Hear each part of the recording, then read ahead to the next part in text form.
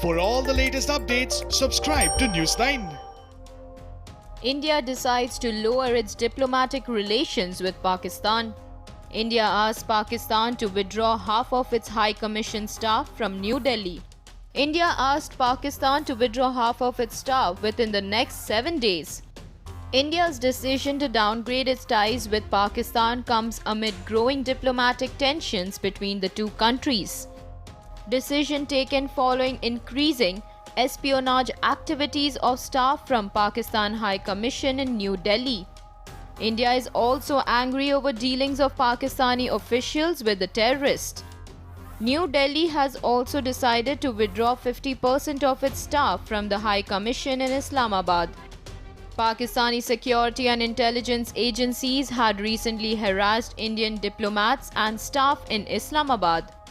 Pakistan harassed Indian officials after 2 of its officials were caught red-handed indulging in espionage activities in New Delhi.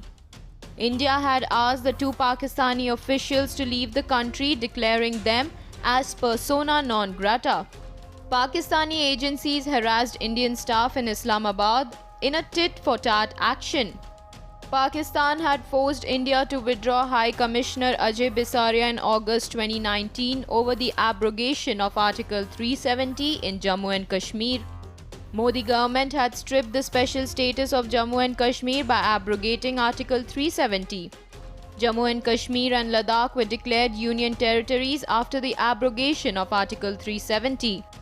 Pakistan and China opposed India's decision to change the status of Jammu and Kashmir and Ladakh.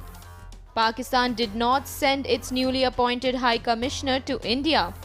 Moinul Haq is yet to take charge in the Pakistan High Commission in New Delhi.